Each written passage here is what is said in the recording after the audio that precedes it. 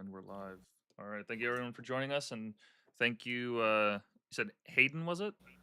Yeah, Hayden. Hayden's my actual name. Hayden. Yeah. Thank you so much for joining me today. I know you're in the middle of finals, so got a lot on your plate, I'd imagine, but appreciate you making it out. Thank you. Yeah, no, this is an honor. I'm really excited. I remember I woke up and got the DM, and I was like, "This is awesome." Yeah, we just find people from all over, invite them on, because there's not really a lot of I mean, some artists do like post their work and show off like what kind of stuff that they're working on, but in terms of like what it took for them to get there, or just a chance to tell their stories, there's not really as much content on that out there. So figured it'd be good to fill that role. And a lot of people like artists, they love coming on because they don't really. Most of them are very like shy people naturally, so they don't really get a chance to talk about their work like this. So it's the best of Yeah, both me worlds. included.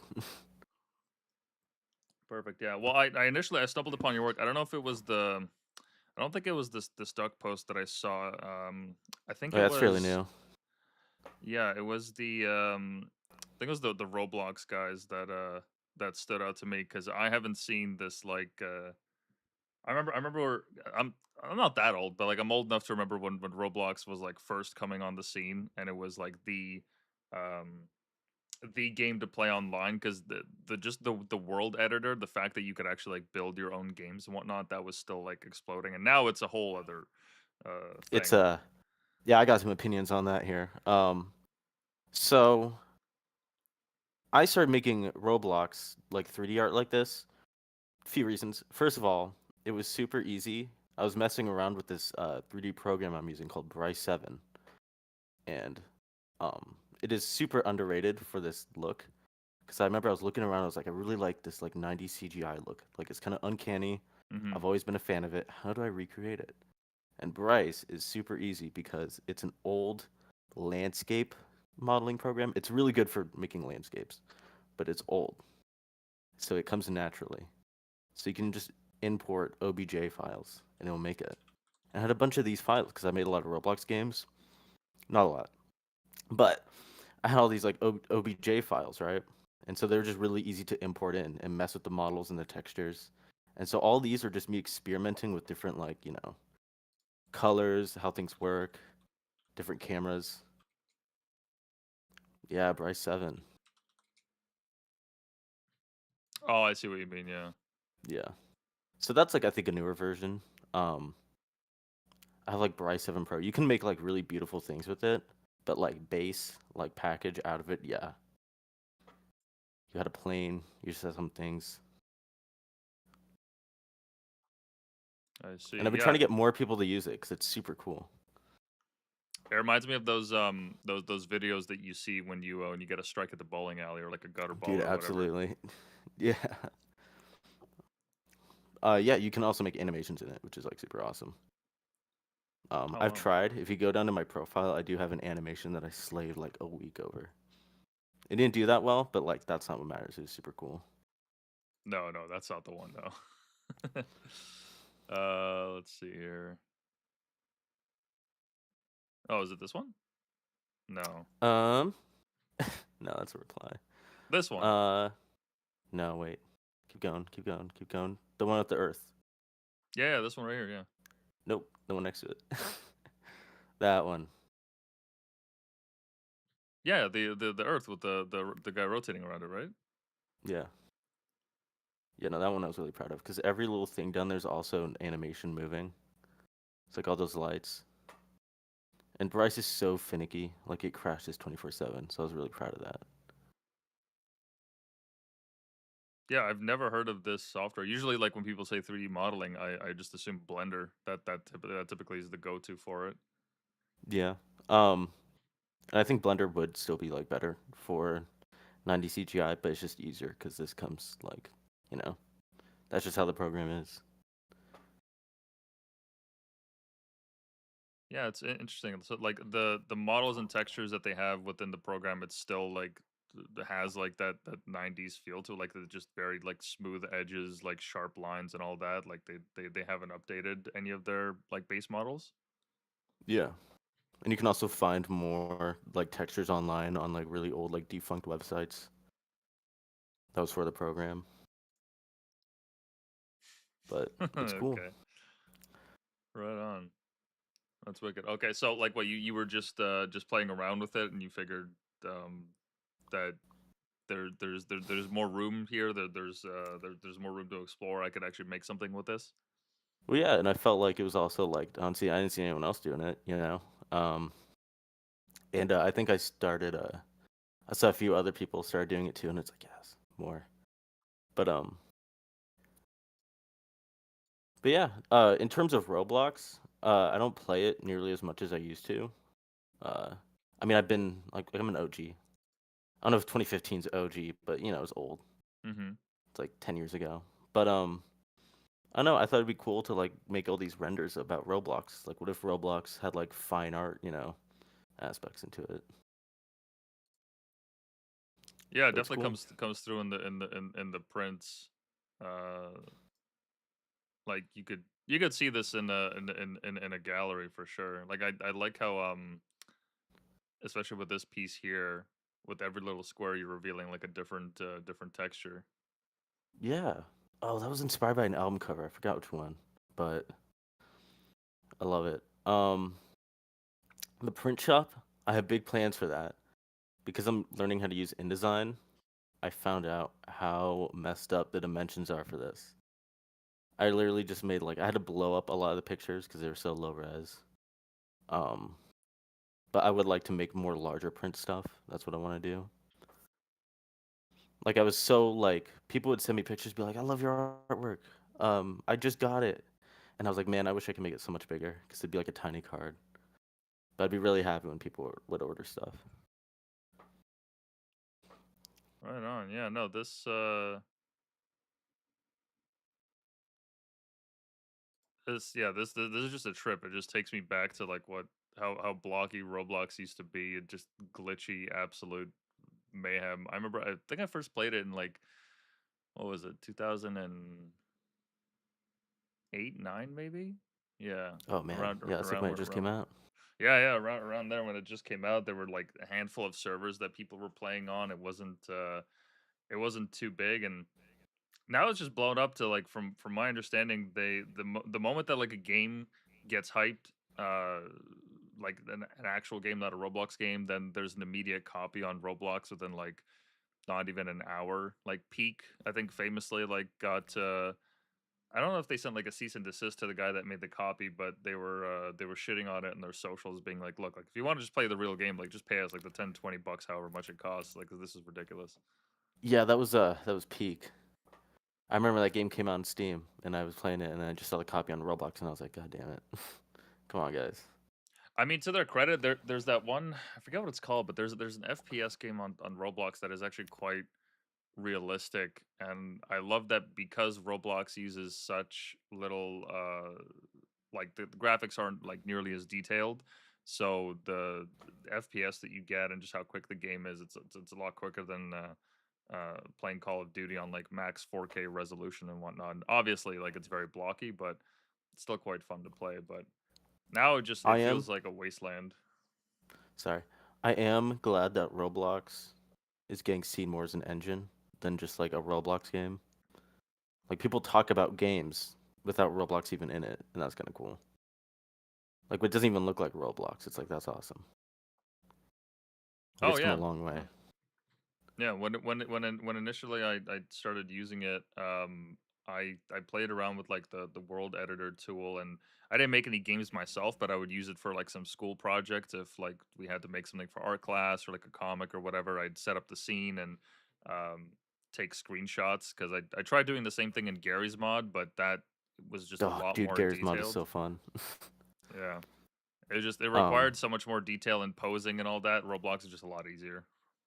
I remember I usually played like Flash games up until like age 6, I think. Like fucking I don't know. But Oh I yeah. remember I seeing an ad for Roblox on the side, and I was like, that seems interesting. I just dropped into like a base plate, and my mind was fucking blown. Like I didn't have any consoles growing up. Like I was playing like Newgrounds, like you know cool math games, emulators online, Mini clip, yeah. and seeing a fucking 3D base plate with my character around it like blew my mind. Like it was just a flat like base plate. It was so funny. I don't know. Intermission, that is inspired by a software album cover. Oh, like a cover for some software. Or no, like there's a band called Software. Oh, a band called. Okay. If you type in Software album cover, I'm pretty sure the one. Just type it in and then just like go to images. I swear you'll see the album. Shoot, what's it called? Hold on, I'm looking it up.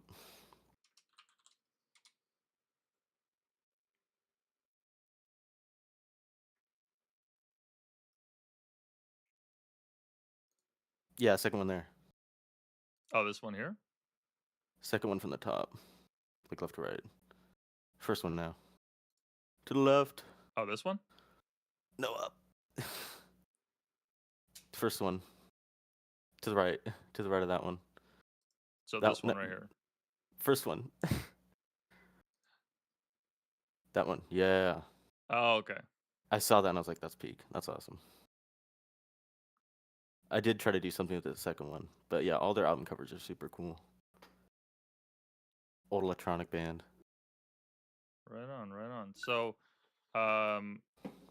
so you play around with Roblox as a kid, and then when you were thinking about options to go to school, decided to go for what was it, graphic design, as you said? Yeah, graphic design is I think really what I want to do. I mean, I like making art for fun, but I do like graphic design.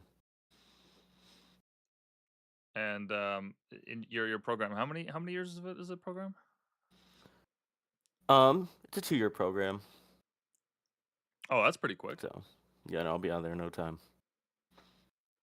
Okay. Like, and, I really just want to get a job, but I didn't have a degree, so. Yeah, fair enough. And what kind of what kind of software do you guys work with there? Does anybody even like touch Bryce or mention it when you guys are in the classes? I've shared it with some classmates, some friends that see me do stuff like this, but no, we all just use Adobe products. Adobe, interesting. Because there was I'm gonna see if I can find the name, but there was a company that recently released a competitor to Adobe for free, and its capabilities are on par, if not better than Photoshop. Um, not just because it's free, but because of how quick it is to use. I think they're the same company that either owns or operates Canva. But they released the entire suite for free, and they have like everything. It's basically like Photoshop, but it doesn't crash, essentially. Yeah, no, that's awesome. I've messed around with it on the side, and it's really good. For my main PC here, I usually use this for like video games and stuff, and video editing. But I think it's great that people can mess around with stuff like Photoshop without having to pay $20 a month for Photoshop. I think it's like 30 now. But yeah, Adobe is so greedy. Yeah, I think it's called Affinity. I don't know if you're familiar with it. Yeah, I've seen some stuff about it, and I think it's great. Like I'm familiar with Adobe products, and I know they're an industry standard, but yeah, the more free options are out there, the better. Oh, absolutely, yeah. For like video editing for this podcast, I used to use Premiere Pro, but I it was just too frustrating with how the interface was configured. I just wasn't a fan of it, so I had to switch to DaVinci, which has a free alternative. Has basically all the like features because the pro subscription, I think it's maybe like 200 or something dollars Damn. maybe a year, but even so, like that's a giant chunk of change to pass over for some software. But like the Yeah. top studios apparently use this in Hollywood, which is why they get you to pay top dollar. Yeah. But yeah, I'm all for making software free by all means, making it open source. Like yeah, that the more people can benefit from it at the end of the day, and the companies themselves benefit from it just because of the attention that they get. You know. Yeah. And the interface there is so much like user friendly too. Like if I saw this when I started working with Photoshop, I would, Like it's nice that I learned how to use Photoshop because once you use Photoshop, you can use anything. But that's way nicer, way more Oh, user absolutely. friendly. So, in this program that you're in, um, you mentioned just off stream there in terms of assignments, like what? So they'll give you like a block of like instructions, and this is today we're learning this technique, today we're learning that technique, and then you guys just go through it, hand in the assignment. That's it. That's basically like the day to day. Pretty much, we have bigger assignments like the Adobe textbooks have like each chapter is like a little project you have to do that introduces a new tool. But we'll also have in-class demos, which are due in class, really quick, really easy, um, just to help to get you familiar with the program. I kind of had a head start because I already knew Photoshop, um, so it was a lot easier to get used to like Illustrator, which I love. Um, Illustrator, Photoshop, InDesign is like Photoshop for books. I kind of hate it. Um, it's good for what it does, but I think it's still my least favorite. My professor's really nice. I love her, but like, dude, the class sucks. Ah, that's all right. I hear that. Um, is how much of the classes or how much of the program is actually structured towards like helping you guys kind of foster a sense of style or a sense of taste, or is that just something that you develop on your own time? The projects is what really like kind of makes it shine. Next semester we'll have a lot more projects, which I'm looking forward to. But we had a project where we had to recreate a Barks logo, which is really nice. I made like seven. I kind of went above and beyond with that. I made like seven different like logos, and I was very heartbroken when I had to pick just one logo. Um, because I showed them off in class. But yeah, the projects are what really kind of makes you, you know, bring your own style in. Gotcha, gotcha. And I'm guessing that there has to be a portion of it where they teach you how to like work with clients and whatnot. Because I'd imagine that a lot of the graduates in this program they're going to go into like a field like marketing or public relations or anything like that. Yeah, this last project we had to do a little bit of that. I think we get to do more. That's the one part that I'm like nervy about because it's making the logo, like making the art is what I do best. It's the little technical things, like how do I, package a folder? How do I get it ready to go? How do I name things? Stuff like that. Hmm. Um, but I'm sure we'll do that a lot in my second year and second semester because my second year is all just the same classes again but harder. So I've had to see some of the things the second year students do, and it's a lot, and I'm looking forward to it. Gotcha, gotcha. Because I'd imagine, at least from what I've heard from other designers in this in the field, um, there's not nearly as much in-house creative work as there used to be because it's just a lot easier to hire freelancers or to bring people in from the outside. Yeah.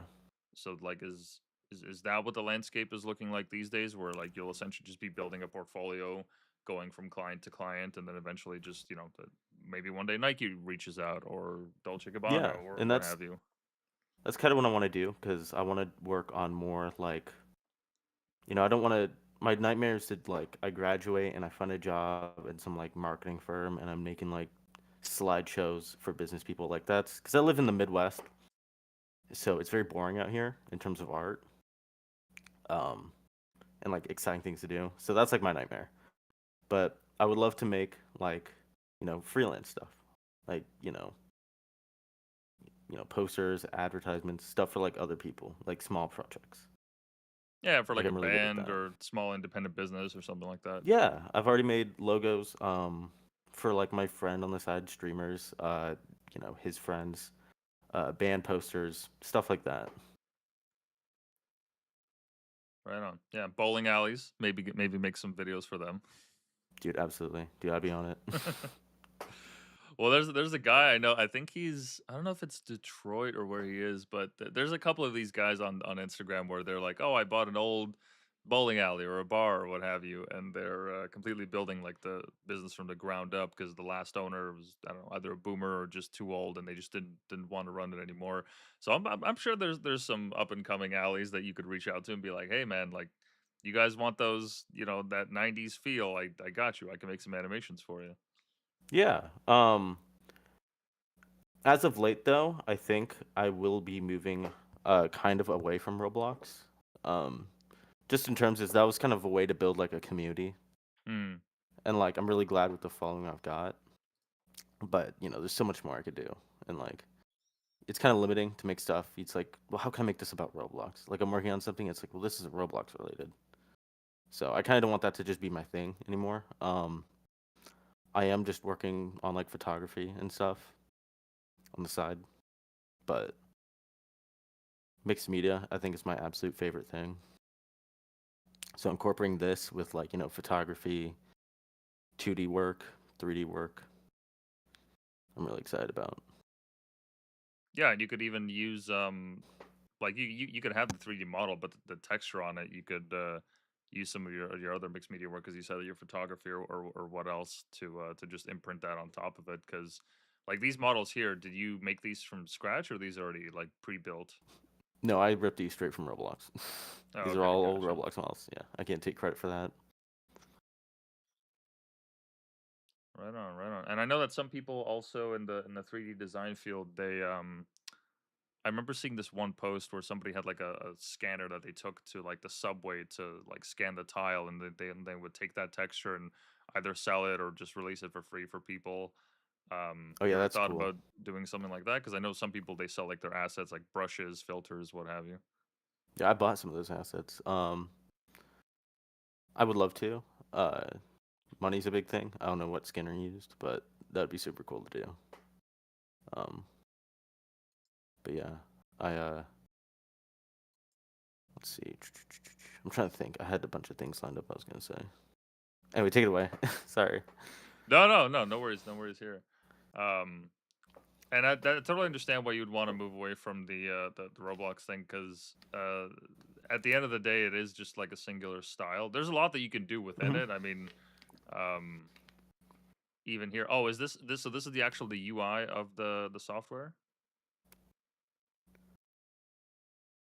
Wait, where?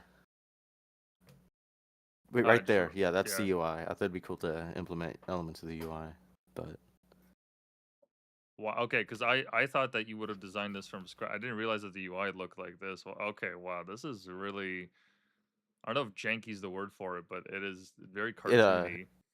it's really janky, but really easy to get used to. Like just clicking things and like figuring out because it shows you up there in that preview, like Hmm. the little like model thing. Like it shows you what you're doing to it, so you can mess with, diffuse, the specular halo, the transparency. You can pile textures on top of each other to make new textures.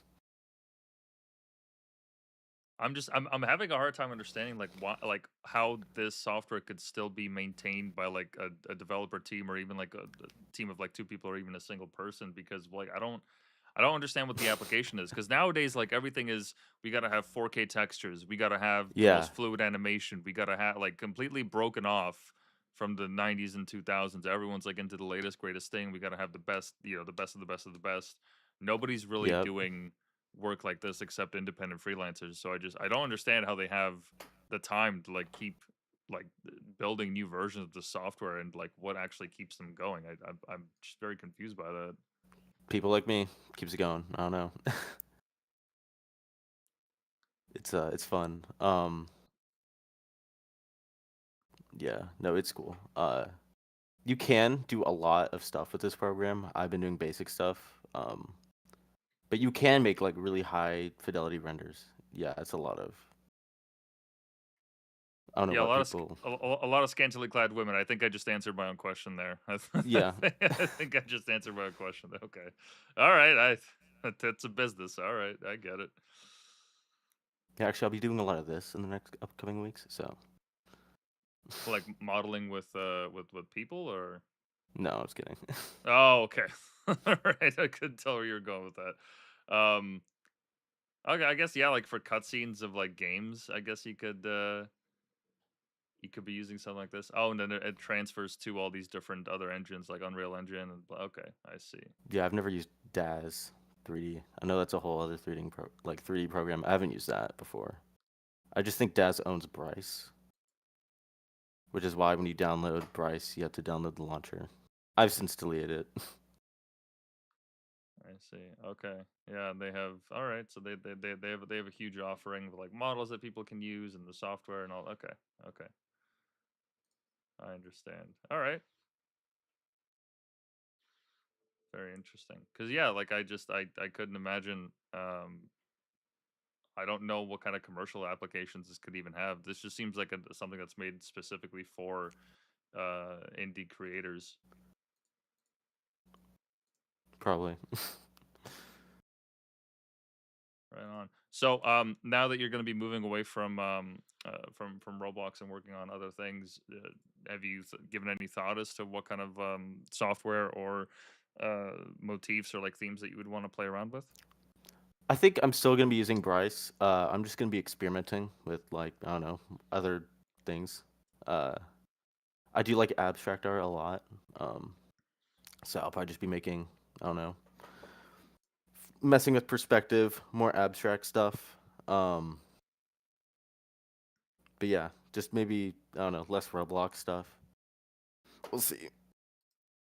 I don't know. I think I have one more Roblox art piece lined up. Um, at least idea. I know I opened up the file, I started working on it. Work in progress, but school got in the way a little bit. Um, but yeah, I'm just gonna keep experimenting because that's what I've done for all of this. It's just experimenting. Um, What stopped you from selling any of these as NFTs? um, oh NFTs. First of all, I don't know a whole lot about them.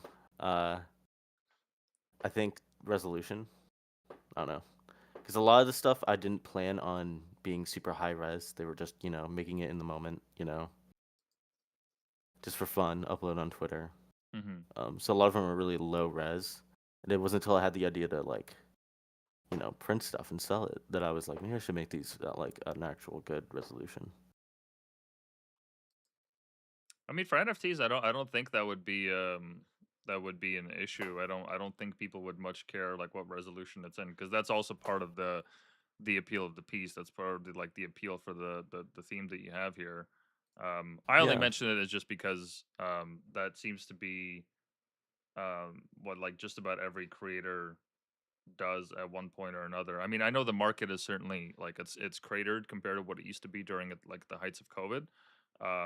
But there's still quite a few creators that will just put out their work as a print, and then also if people want to own it digitally, they have it there. Because my initial thought was like, man, you could probably set up a level in Roblox of like an art gallery. So there's like a final pièce de résistance of your culmination of your Roblox work. Is just have all these yeah. different prints everywhere for a gallery so that people can walk through it. Well, right now, I mean, if people want to own my work digitally, they can just ask, they can just print it. If they want it, it's all theirs. But people have asked me for their games if they want, you know, hey, can I use your piece for my game? It's like, dude, go for it. It's all yours. You can have it. It's my way of giving to like the Roblox community. I know I'm currently contributing to a game that someone's working on. And it just started out as them asking for my pieces, and now I'm making, full-fledged, you know, art for their game, and I think that's really cool. Like a I think Roblox game or like a standalone game? it's a Roblox game. I'm really excited about it. It's like an esoteric. I don't even know how to describe it, but it's really cool, and I'm like super proud to be part of it. But oh yeah, that stuff's all old.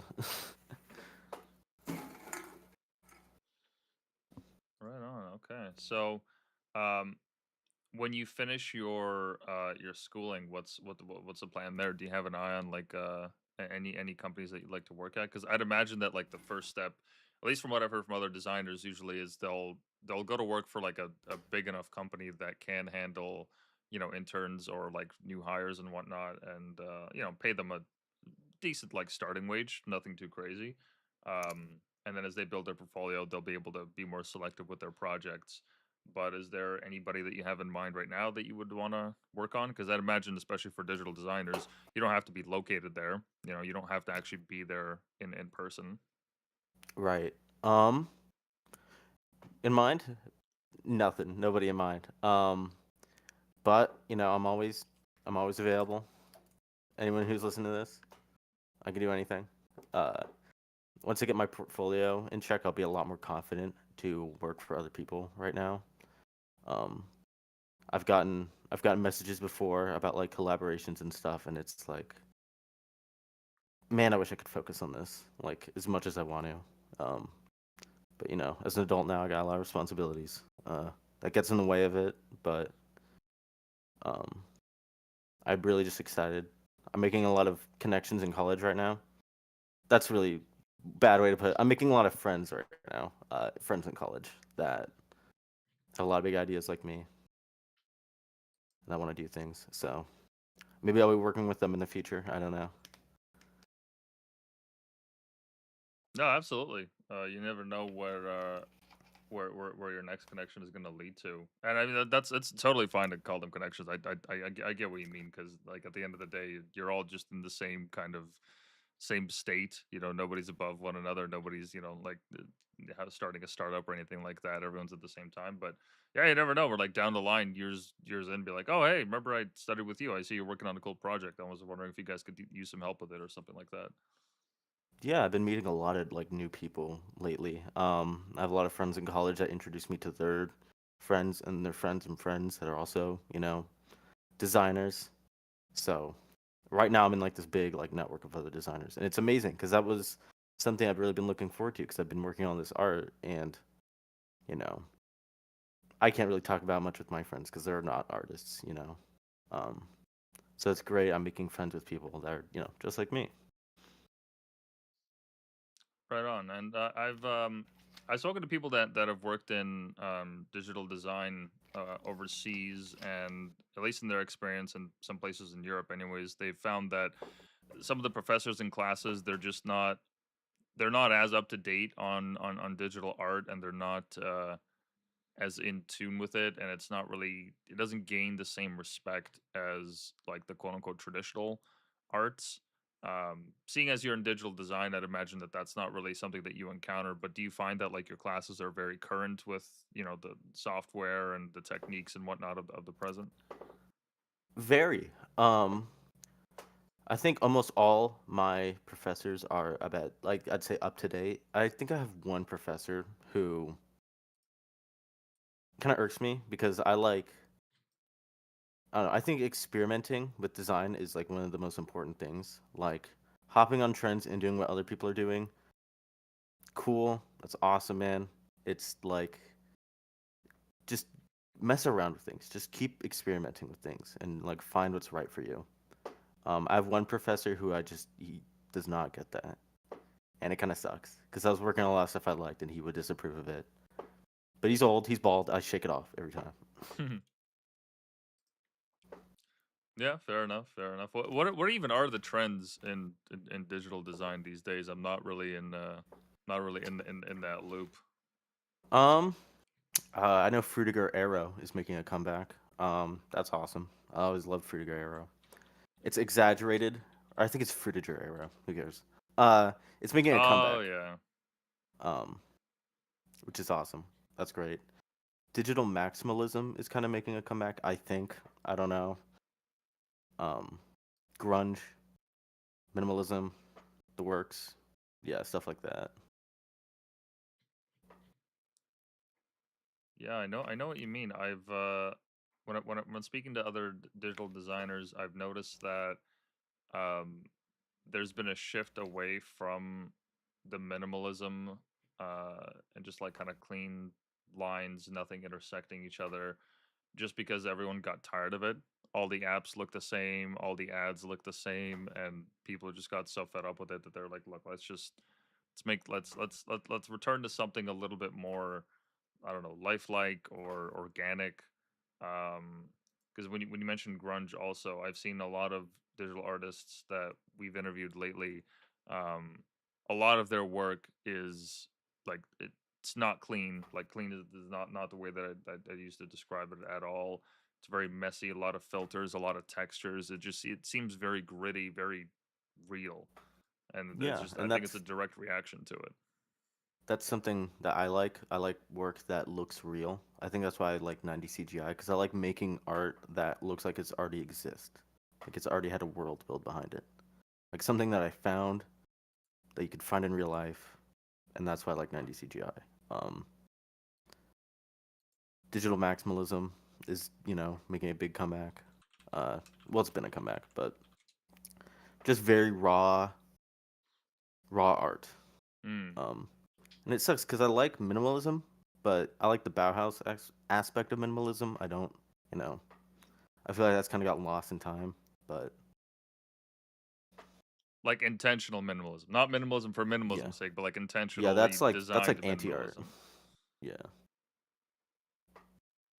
Gotcha, gotcha. like maximalism has a place in design. There's still hierarchy in it, but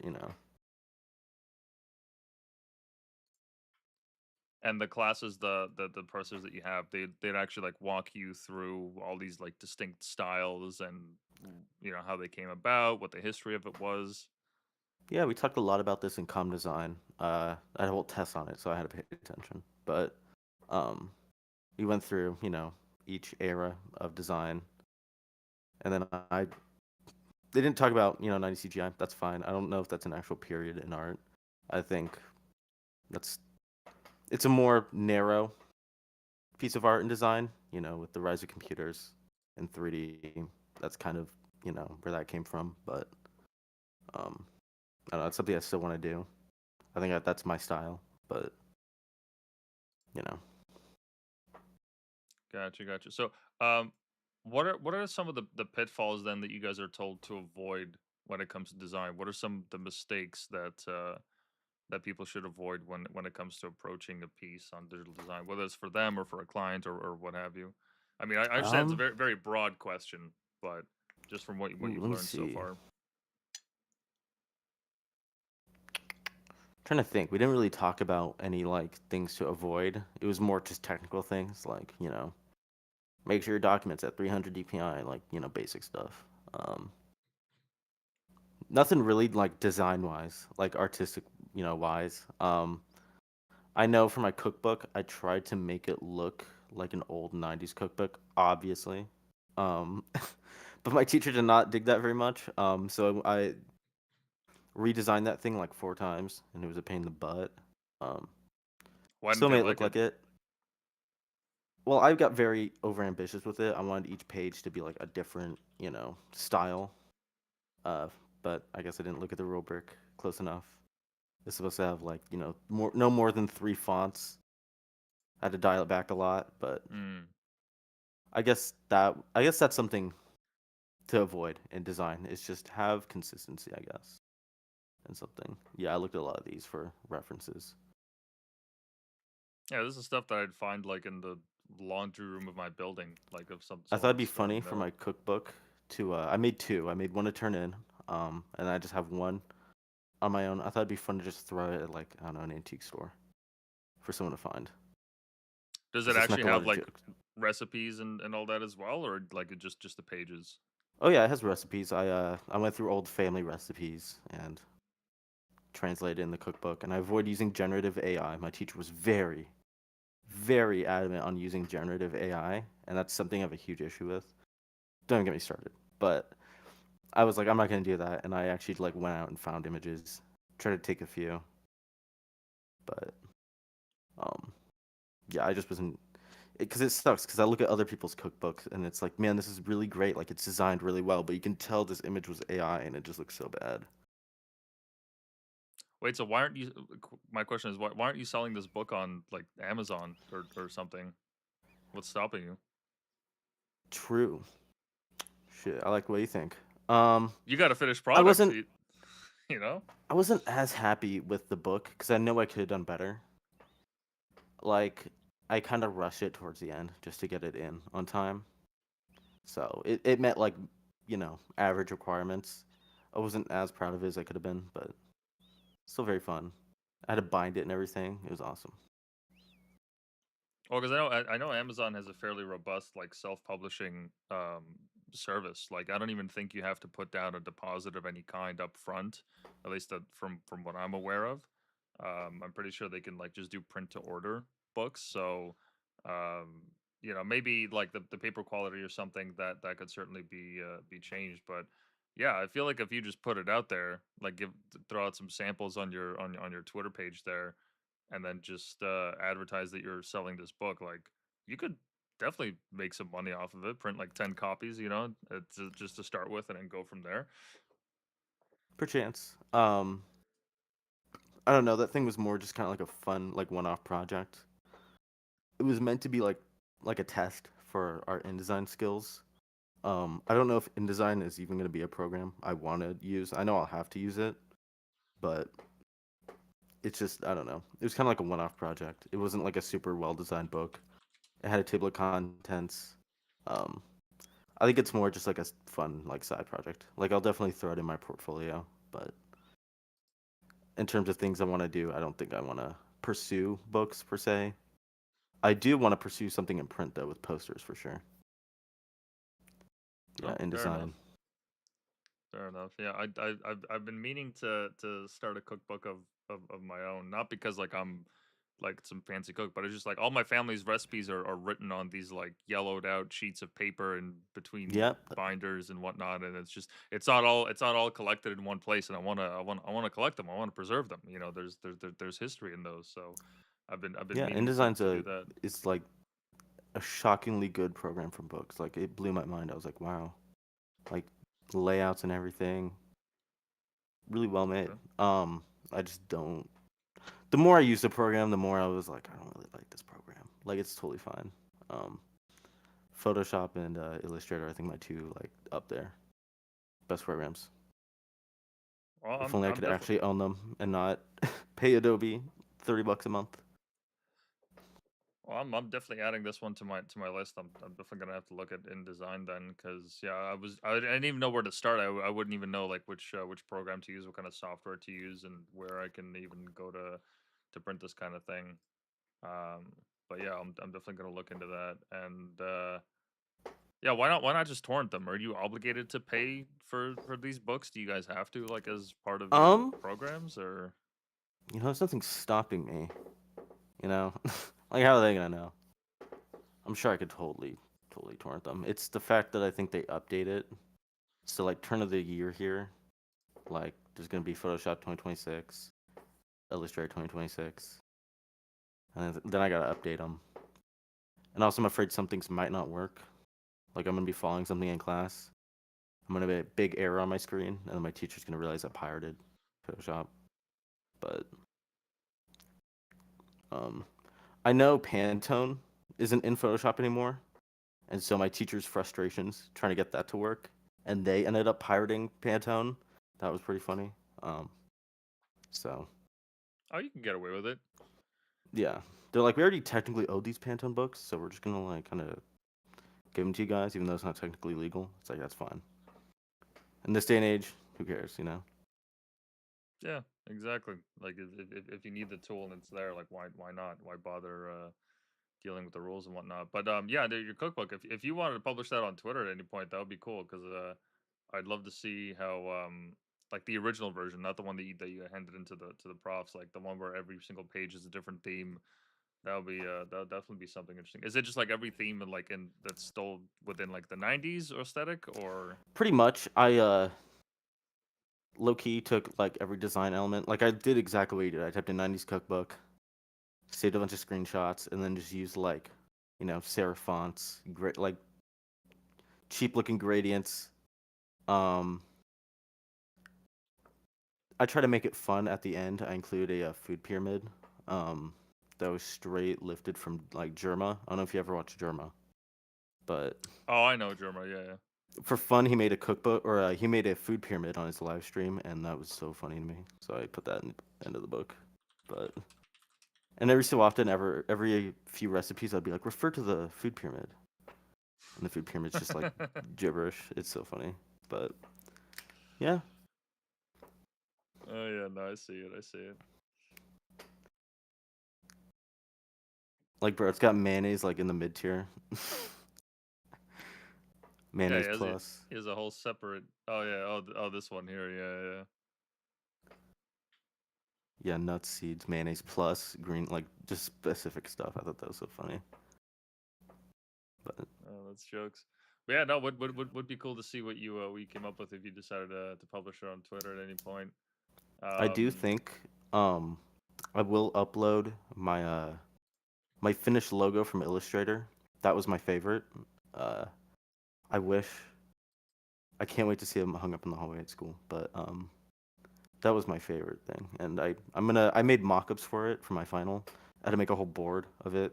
I already uploaded a few bits of it towards the top a little bit. Yeah. Oh, is it this one here? No. Up. Scroll all the way up.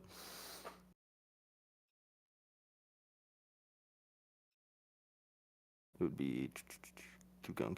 No, that's cool though. It'd be the Eclipse logo. Eclipse. It'll say It's one of the Eclipse few on it. things. Yeah. Oh, this one. No, keep going. Oh, this one. So close. No, so close. Keep going. This is the one, right? The Eclipse. It's your latest post. No, that was from my print shop. Oh, okay. That one. Yeah. So this was for my Illustrator final. We had to pick. It was supposed to have negative space. We were supposed to pick a word out of a hat or like a bin, and just make a logo that incorporated negative space out of that word. So some kids got like the word fuse. Some kids got I don't know, the word like between, and I had to incorporate negative space. And I got the word fuse, and I go to this kid. I'm like, "Do you want to trade, bro?" And he was like, "Sure." And I got the word eclipse, and I was like, "Thank God," because I already had like an idea in mind for the word eclipse. And it also had to be for a company, so we had to pick between like four pre-generated like companies, and this was for like a motion graphics company, like VFX. And so I was messing around with the logo. Down to the right, that's like my process from like, I'd say left to right. Um, and I was super proud of this logo. I had such a hard time with the font, and my teacher suggested Elephant, which is like this wide, sans font, and I love it. I like the boldness of it, the stretched out. Um, and I just experimented with so many. This is only like this is like a fourth of what I made for it, and I'm probably gonna upload the rest. I threw a bunch of effects over it, low key, because I was so afraid of people stealing it. So I was like, how can I throw a bunch of effects on it and still make it look good? So I gave it the gradient, the kind of old '80s look. But super proud of it. Best logo I've made. Peaked here. It's all downhill from here. Um, what is it? What I was gonna say? My teacher said it looked like the old AT&T logo, and I was low key like kind of bummed out. I was like, I can't make anything original. Well, I mean, But technically nothing's original. true. That's what I said. Oh yeah, I see it. Like when I reverse image searched it and that came up, I was like, that doesn't count. It's not quite the same. I can see the inspiration, but like realistically, it's not. It's not the same I almost thing. made it look more like that, and I'm glad I didn't, because I totally forgot about AT&T as a general. Like I wasn't even looking at references. Have you thought of ever like screen recording your process and posting those kind of videos? Ooh, maybe that'd be fun. Um, I probably would if my computer could handle that. I have like the art I used to make my stuff on is like an old $700 laptop that is on its last legs. So every time I boot up Photoshop, it sounds like a jet engine taking off, and I gotta close down everything in the background. I'm running a very like budget setup, but What kind of this specs do summer, you have? um, it is an old Acer Nitro 5 gaming laptop that I bought 2 years ago. The specs, I don't know, it's got like a 1650 Ti, so that's something. Um, processor, it's like an Intel like 7. Not a whole lot of RAM, so I run out of disk space like a lot. Um, but it's fine. It runs. I just wanted a dedicated graphics card with art because it's very graphically intensive. Do you have a cooling pad that you use at all? Uh, I don't know. I sat on my lap. Yeah, because I used to have a gaming laptop as well, and one of the things that like helped a lot was just having a cooling pad. You can get one for like 20 bucks or something on Amazon. Plugs right into the USB port, but just having that cold air like going into it, it's definitely a game changer. And in regards to like screen recording software, it's very easy. Like I use OBS for my streaming, and OBS is Oh yeah. also quite good for screen capture. It's also very light. So especially if you don't have like any like webcam setup, if you're doing just the screen recording, it's fairly easy to do because then all you have to do is use. I wouldn't even recommend Adobe for it. You could probably just get away with using DaVinci. Just speed it up by like 150% or 200%, so it shows like a time lapse of you doing it. The Gotcha. only limit at that point is just like hard drive space, but an external will set you back.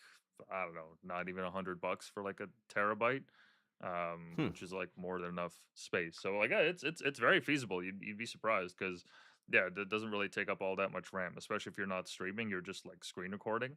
It's very easy to set up. So I only mentioned that just because like some of the designers that I've interviewed in the past, they've when they do upload those videos, they'll get like people like asking about their process or just giving them some tips here and there. Just a useful thing to kind of start doing every now and then because it'll just help get your stuff more exposure. It'll show people your style, and at the end of the day, if someone ends up like stealing it and whatnot, it's like, well, that could happen even with your finished product that you just post on Twitter. Somebody just gets inspiration and they steal it, you know. Yeah. I have gotten messages in the past where people are like, "Yo, I saw your stuff on Instagram," and it's like, I do that. It's like fine. Like I don't know. I don't post any. I hardly post any art to Instagram. I might do in the future. But Instagram is more like, pictures of me. So, Mhm. um, but I am always thinking of new ways to get my art out there. I'm always worried of seeming like a sellout, which is why I'll post art, once a month or something, like something to throw out there. Um, but in terms of working on art, like stuff that I've shown you all here today, has all been art I've just made, except for this, art I made on my free time, and I get I'm under the belief that if I don't want to work on something, I'm just not going to do it. Like I'm not going to force myself to work on art if I don't want to, Mhm.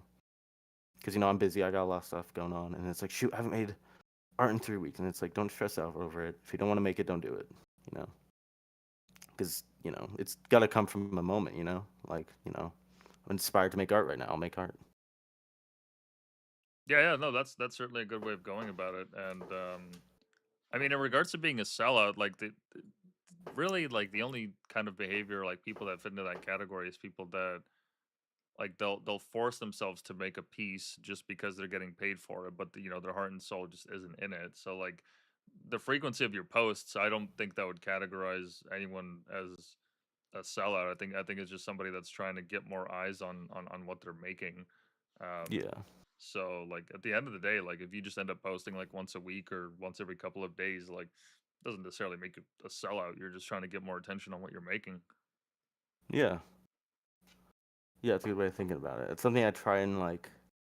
That's something I try and keep in mind whenever I make art. It's like, am I making this just to like get art out? And it's like, either I'm working on it to, because I want to make it.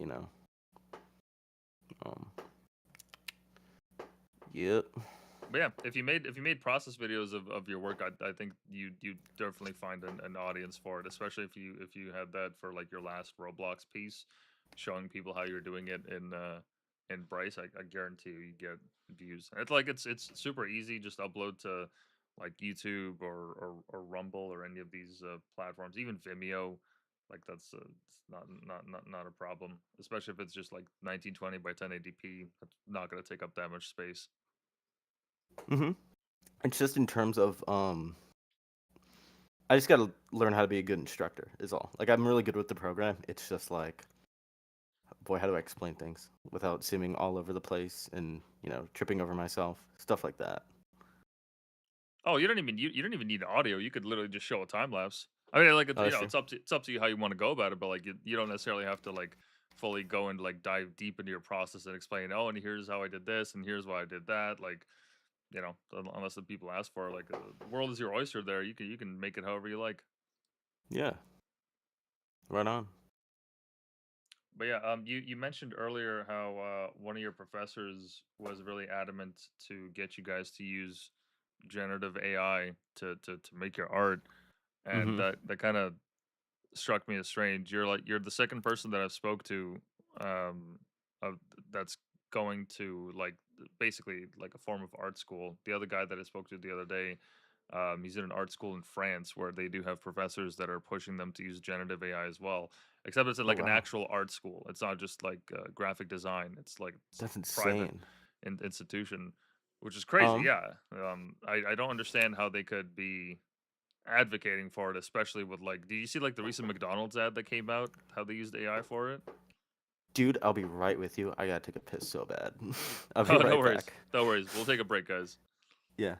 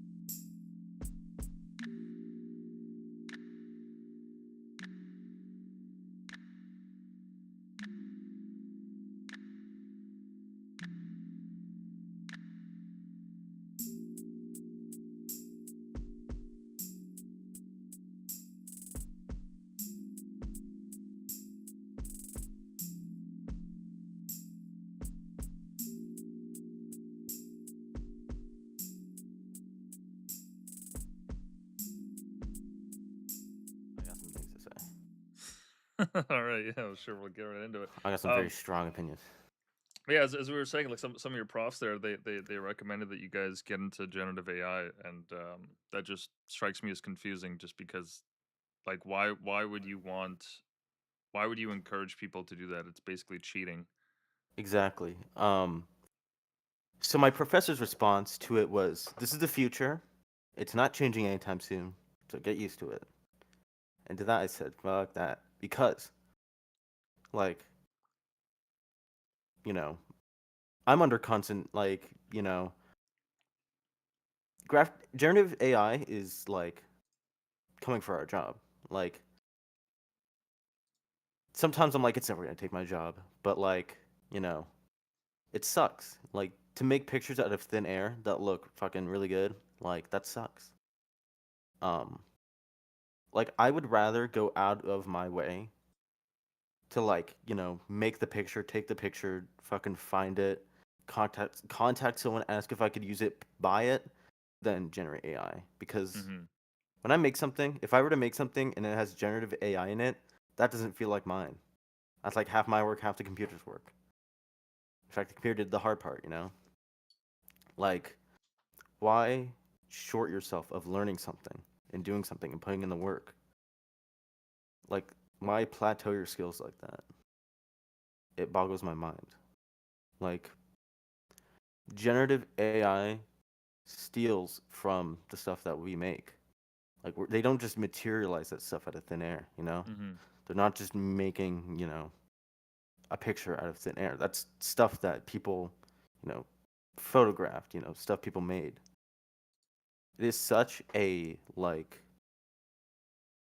it's such it's the corporations that are saying how it will like streamline your, work, stuff like this. And it's like, no, I would rather slave away at something for days if I know it's going to turn out good and have my input rather than having a computer take care of all that.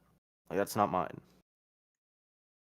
Like that's baffling to me. I went out of my way to like find pictures and take pictures for my cookbook rather than, having a fucking computer do it for me. Like that's just it's mind-boggling. Yeah, You it's dig? no, no, I get what you mean because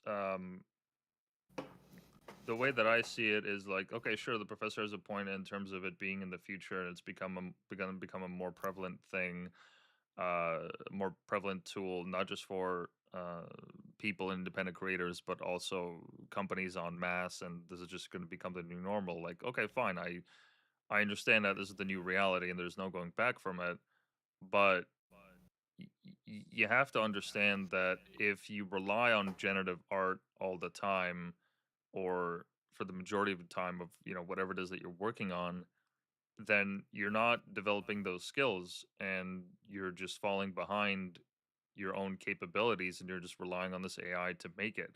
And what happens when we reach the threshold, like as a species, where we get more work that is generative than is actually created and original? So then the generative art just becomes trained on itself. Like, doesn't it just become Yeah. a little bit like incestuous at that point that it just Yeah, keeps, dead internet theory. yeah, it just keeps getting fed onto itself, which I don't think is a good thing, because then how do you develop anything new? How do you actually get a new style if nobody's actually around to make it? If everyone's just, or the majority of people are working on generative art, and Like, not to mention the fact that it's a good tool to get inspiration from, to get reference points from, but realistically using it from start to finish on a project, well, that's how you get the McDonald's ad. Like yeah, I saw it the other day and it's trash. the McDonald's ad, the Coke ad. It's baffling my mind that they're fucking. It's so I get so angry. When I see like a movie director say AI is the future, I think we'll be making a lot of projects with AI. Dude, you were never fucking creative from to begin with. Like you never had that passion to begin with. Like the moment something comes along the way to make your job easier and you take a hold of it, like that's so like dishonest and stuff. And seeing how much generative AI is affecting like the environment, the prices of things, it's fucking evil. I don't know why people don't see this. Like don't engage in AI. I don't care how much it makes your job easier. When you Google something and the top four results are always AI, like fucking I'd go to the sources first. Like I go to the linked sources, check out the sources first. Like it's insane to me. I'm so against it. Um Yeah, yeah, I mean, anyways, it's sorry. it. No, no, I hit no, a you're block. fine. No, it's all good. I treat it the same way as like when we were taught how to do proper research, even just in high school, not even university. Like Wikipedia was one of the like first places that you would actually go to research a topic, but the actual interesting stuff was in the sources section. That Wikipedia summary, that's just something that somebody wrote. You're just relying on the Hmm. words of somebody else. But if you actually dig deeper and you find the original source and you're able to take a look at that independently, and take what's useful from there and then incorporate it into your work, like that's when you can actually make something. But if you're just building summaries on top of summaries on top of summaries, you're only going to get just the most bare bones lukewarm take on whatever it is that you're studying. You're just getting the most general perspective, and I think AI is very similar in those ways. That like, once again, the way that I see it is like it's a great tool to start with, but if you're using it as an end all be all, if you're using it from start to finish, if you're using it as your only tool, it's only going to take you so far. AI hallucinates all the time. It makes stuff up all the time. It's not going to give I you don't the even correct information all the time. I don't even think AI is a good tool to start out with because you're starting out with something that's like, inferior. You don't want to rely on AI too much because you're going to realize very quickly, oh, this is so easy to use AI. Why would I ever want to do it the hard way? Like, you should start out from you know, just making stuff. Like, just give it your best. It may not be the best, just give it your all. Just make it, and then just keep doing that. It sounds very easy when I just say just get working with it, but it's true. The matter of fact is, like, if you scroll down on, there's a reason I leave my old art on my timeline because I may not like it. Like, I scroll down and it's like, man, I would not do that the same way I did it 2 weeks ago. But I leave it on there because it's a progress to show, how far I'm going. Like, if I ever feel down, I scroll back and be like, man, I'm really good at art than I did, like, shit, even 4 months ago. Like, I'm constantly getting better. And I fucking never touched AI in my life. Like, it's just gaining critical thinking skills and a keen eye. Like, generative AI. I know AI is a big bubble term in terms of AI. I'm talking about generative AI. Like, it's just insane to me. Sorry, I was gonna say something. Go ahead. No, no, you're fine. Um, yeah, it just it seems a little ludicrous to me for professors to be, especially in creative programs, to be encouraging their students to um engage with these kind of tools, and not just engage with it, but use it to make the entire like product, the entire assignment. Um, I just feel like that kind of defeats the purpose of going into the diploma or degree program in the first place. Why would I bother then if I could just do this with generative AI? If I could just tell it to, okay, look, based on this book of design principles, I need you to generate me 16 by 9 uh wallpaper or album cover or what have you in this kind of style, incorporating these kind of elements. I mean, you can get as detailed as you want with it. um Hmm. then what's the point of even learning it in the first place? I don't know. It I'm it's just glad. it's strange. Why would you pay for that? Why would I pay for this program in the first place then, if that's what you're telling me? I'm glad so many artists and everyone I talk to is the exact fucking same way about it. I have built a perfect feed, even on Twitter and Instagram, where it's the most prevalent, of like zero generative AI. Like, I don't want to see any of that shit. Like, I'm not looking at a real thing here. Like, it's actually melting my fucking prefrontal cortex. Like, I don't want to see that. Um, but I'm glad so many other artists are against it. Like, I think more than ever, people are wanting something real. Like, it's the most refreshing thing ever seeing like someone slave away on something, and it's at the same time it's really sad seeing people so delirious when they see something that someone made and accusing it of AI on the spot, or even just like not doing research, not looking at the artist. It's so sad seeing people getting accused of AI art when it's real. Oh, absolutely, yeah. And it's I see that all the time now. at the end of the day, it's a shortcut, and if you end up just taking shortcuts all the time, you're just gonna end up taking the longest road. Because then, like, what happens if the model is down? What happens Yeah. if you don't have access to it, and you're left with just the physical tools, whether Yeah, it's a and your computer client or needs the what have you? logo in fucking 4 hours. You're doomed. Yeah, So it's use it at your own peril, but understand that like any tool, it is just a tool at the end of the day. So if you just Hmm. end up like being a slave to it, then yeah, absolutely, you're doing yourself a disservice. You're doing whatever work you're working on a disservice. Um, you just end up digging a deeper and deeper hole to yourself, Yep. because then you're not even like discovering any new styles on your own time. You're just kind of No. relying on something else to create all these new styles for you. So yeah, I get it. It's a complicated topic. A lot of people have different opinions on it. Yeah, and if the AI, sorry, if the AI also makes a mistake, you don't know how to fix that. Mhm. Then the air's on the AI hands, and you just have to feel that like shame. It's like, well, shoot. When an artist makes a mistake, it's like, whoopsies, haha. You know, didn't see that there. But with AI, it's like, no, that's like, can't fix that, bro. Well, because It's it's over. not giving you all the layers of a project. It's just giving you the final product. You don't have there's not really any customization that you can do with it. It's very limited that way. Like, dude, did you see that running with scissors whole scandal with AI? No, I don't think so. Um, running with scissors was making a new Postal game, and they hired Goonswarm Games to like be like the artists and stuff, and they used AI for all their stuff, for all their art. And running with scissors got like, I don't know, scanned pretty much. It was on Twitter for like 4 days. I swear, I'm not talking crazy. No, no, I believe you. It looks like I don't know if you ever played Postal or know Running with Scissors, but I've heard of the game, but I never played it, and it looks like yeah they canceled the game because yep, the it was all models that AI. they used. Yeah. Oh, and this was okay. So this is the trailer for it, and I'm guessing the trailer was also made with AI. It had assets of it, I presume. This is a very weird style for Postal. I don't Yeah. understand this.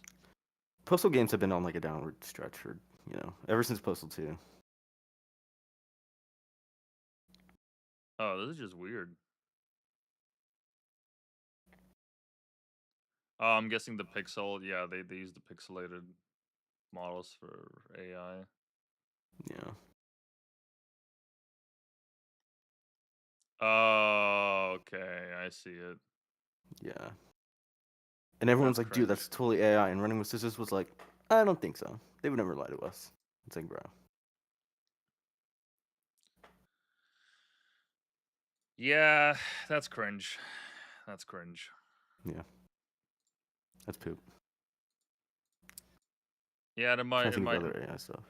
in Uh, my workplace, in my day job, I also noticed they posted some AI art around the office to like designate some rooms and areas, and I was just like, you guys could have just like went on Fiverr and paid somebody to do this for like yeah, not it's. even $20. I don't understand this laziness. I would rather you just rip some shit off of Google than generate it. Like, it's immediately so soulless when I see something with AI. I immediately distrust it.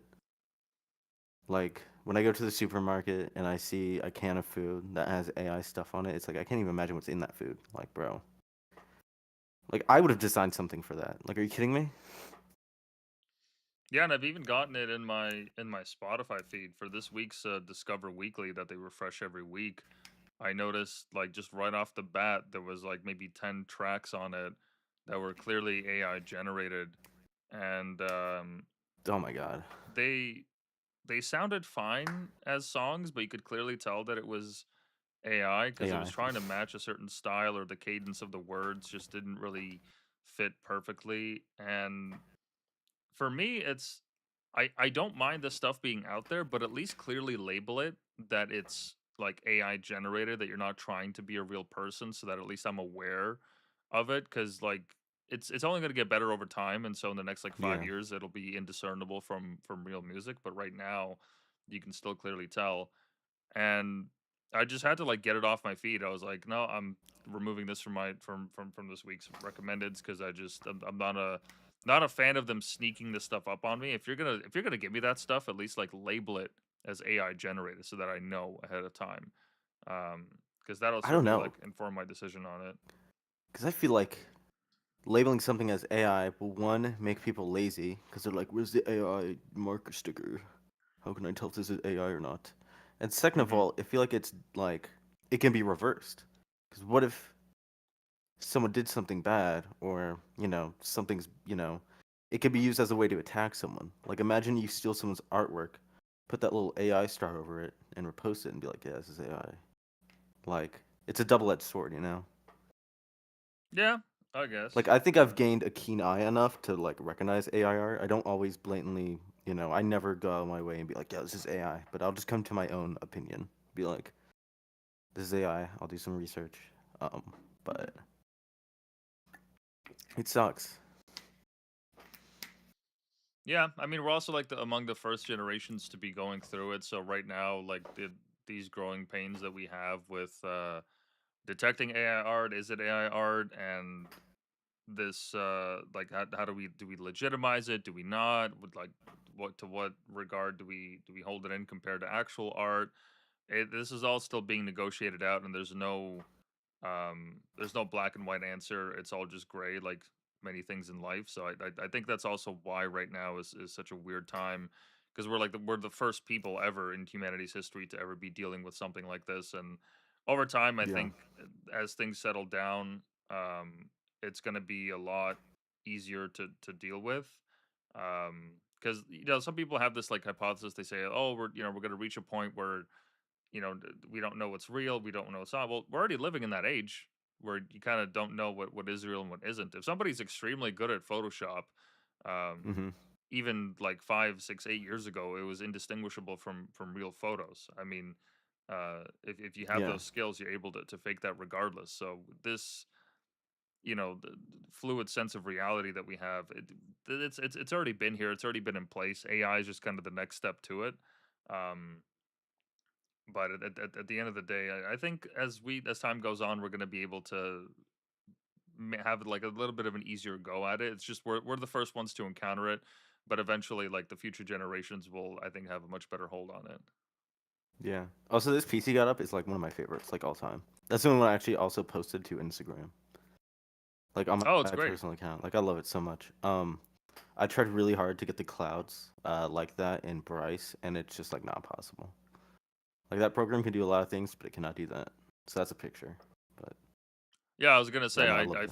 I figured like making a 3D render of the clouds would be impossible, so just putting up a photo there and then like a light source would probably be the easiest way to do it. But yeah, and the chair texture being the same texture as the wall, it looks so bad. But I love it. Oh yeah, yeah. No, it's a great scene. It's like a Norman Rockwell painting. I I like just making fucking weird esoteric ass art. Like I listen to a lot of Windows 96 on the side. I don't know if you know him. Can't say I'm Vaporwave familiar. artist. But like I don't know, weird electronic music, and I just kind of Oh, get I in that love mode. vaporwave. Yeah, I know Yeah, vaporwave. check him out, dude. He's super cool. But yeah, he should be coming out with a new album soon. Looking forward to that. Uh, but Definitely gonna add that to my list because yeah, I love me some vaporwave. I think that style is also gonna make a comeback. It kind of went and gone, but I think it's gonna make a comeback. yeah, that's something I'm trying to like. I don't know. I was very noble when I went to school. I was like, I kind of want to, make a change in the graphic design scene with more unconventional, just weird styles. Like, what if I can show this shit in the real world? Like, that Well, was a I windmill I took in real life. I was out driving with friends, and we came across this large windmill, and it was just like, it was super cool. So I took a picture of it. And yeah that one picture is, oh, go ahead. Sorry, go ahead. no, you're good. Go ahead. Um, how I did that is I just upload that picture in Bryce, and then just dragged it in a frame, and then just had that guy. So that's a texture from Bryce. But Oh, I see. Okay.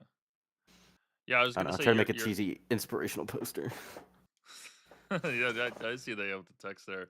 But I was gonna say a lot of your work has this very like liminal space quality to it. Like it makes me feel like I'm in the back rooms. Do you know what that is?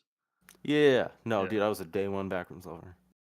Um, but yeah, just something that's like, it's hard to explain. I can't even explain it. It just, this is as it is. That was inspired by an album cover by Windows 96. But Yeah, it's very yeah, uncanny. yeah, just weird textures. I love that stuff.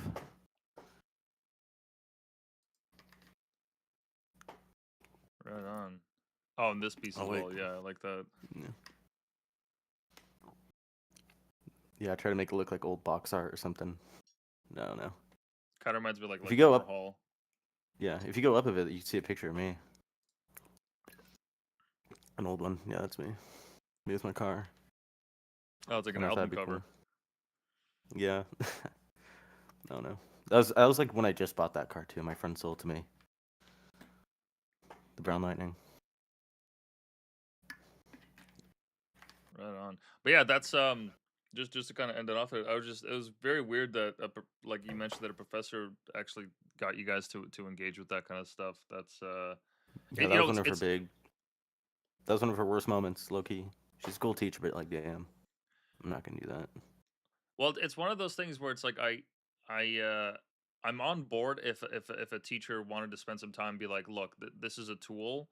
At least learn how to use it. If you never want to use it again as soon as we finish class, like by all means, no problem. But I'm just going to walk you through it. This is how you prompt generate. This is how an LLM works, just so that people understand like what this actually is. Or maybe if they walk you through like this is how you can detect whether it's an AI photo or not AI photo, how it's generated and all that. If they like did like just a bare bones introduction into what AIs are, what LLMs are, what generative art is, because generative art has been a thing for a while. AI is just the Hmm. next iteration of it.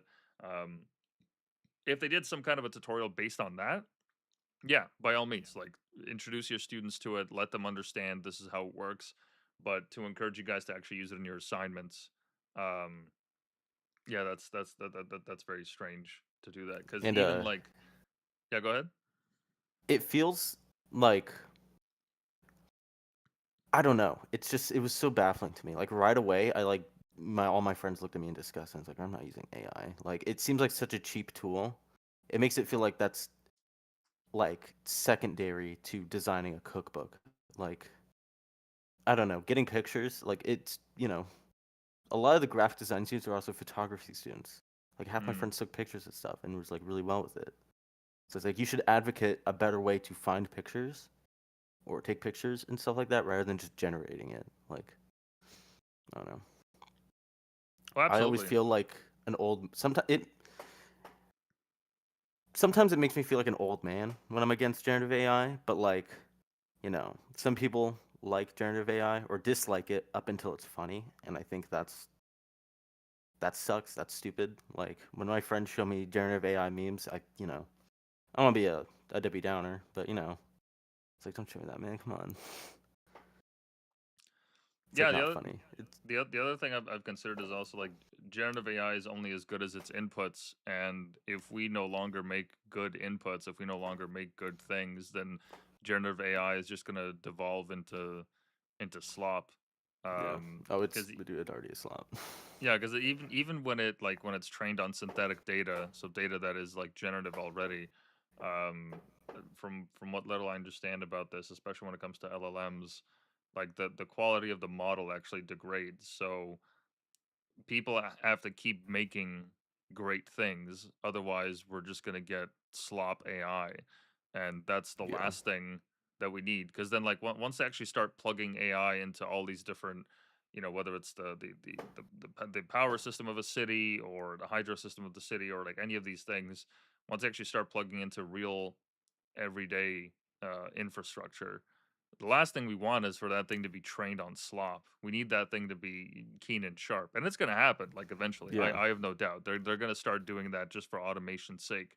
So the most important thing right now is to like yes, understand that generative AI art is a thing, or generative AI is a thing in general.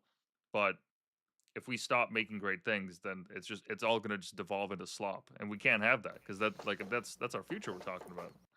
Yeah. Before we wrap this up here, I just want to say one more thing. We also had an assignment in comm design for the different, eras of, or I'm sorry, different like styles of art. Mm-hmm. There's we talked about digital maximalism, all that stuff. For my presentation, I did Fruitager Arrow, um, mixed media, stuff like that. This one kid did AI art as his like type of art, and it's like, bro, come on. And it's the one kid in class that's also like not doing the best. So I was like, come on, man. Like I remember I was helping him one time on a Photoshop assignment, and I was like, sorry, I don't use Mac. I use a Windows computer. I grew up with Windows, so I just don't use Macs. But I Mm-hmm. was trying my best. I was helping him out. And he's like, yeah, I don't really use computers that much often. I'm like, bro, this is your class. Like people going into graphic design right now are already like good with computers. They just, Of course. at the least they just want to learn how to use Photoshop. But there was already a class for that, and he was like, this is like his first time operating a computer, and I'm like, bro, what are you doing? You're in the wrong major, man. I'm sorry. Things are only gonna get like harder from here. So Yeah, I think it that's was telling that for his presentation on art styles and different graphic design trends. He picked AI art. It's like, dude, I I wouldn't don't even know. say that's a style because AI art No, is built I've on all the styles. when I was doing research and I saw that, I was like, that's not a fucking style, dude. And that's like all the styles. Like, that doesn't count. That's cheating. That's not a style. You kidding me? Like, I hate that they even recognize it as a graphic design trend. I was like, fucking, who paid you to write that, bro? I don't know. Yeah, I'm not a fan because most of like the AI slop art that I see is it's always got like a hint of like some rainbow stuff.